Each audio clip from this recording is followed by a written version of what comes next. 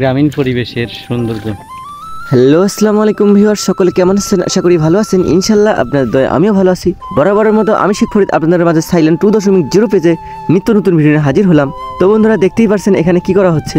বন্ধুরা, এটা হচ্ছে আমন ধান লাগানোর সিজন। বর্তমানে আমাদের এলাকায় প্রচুর খরা ও গরম হওয়ার কারণে বিলের তলা ও বিভিন্ন জায়গায় শুকিয়ে যাচ্ছে। শুকিয়ে যাওয়ার কারণে ছোট ছোট মাছগুলো মারা যাচ্ছে এবং উঁচু জমিগুলোতে পানি না থাকায় ফসলি জমিগুলোর অনেক সমস্যা হচ্ছে পানি সংকটের কারণে। আল্লাহর কাছে সকলেই দোয়া করেন বন্ধুরা যেন বৃষ্টি হয়। অনেক ছোট মাছ মারা যাচ্ছে।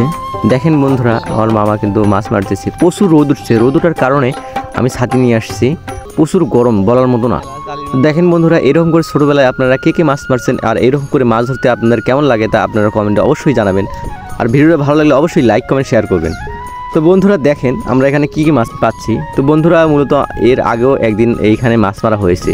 সেই দিন প্রচুর মাছ পাওয়া গেছে। সেই তুলনায় আজকে মাছ খুবই কম, সব বলার মতো না। প্রথম দিন ভিডিও করলে অবশ্যই ভালো লাগতো। প্রথম দিন প্রচুর পরিমাণে মাছ পেয়েছি, এত মাছ পেয়েছি সব বলার মতো না। সেই তুলনায় আজকে মাছের পরিমাণ খুবই কম। আলহামদুলিল্লাহ, আমরা যতটুকু পেয়েছি তাতেই খুশি। তো বন্ধুরা দেখেন আমরা এখানে কী কী মাছ পাচ্ছি। পুঁটি মাছ, দারকে মাছ, আরও বিভিন্ন প্রজাতির মাছ। দিঘির মাছও মানুষের চলে আসছিল, সেগুলো মাছও পাওয়া গেছে প্রথম দিন। আজকেও 2-1টা পাওয়া গেছে। তো বন্ধুরা, ওইরকম করে তো আর মাছ দেখা সম্ভব নয়। বন্ধুরা, এগুলো বাড়িতে নিয়ে যা মহিলারা বাছাই করবে।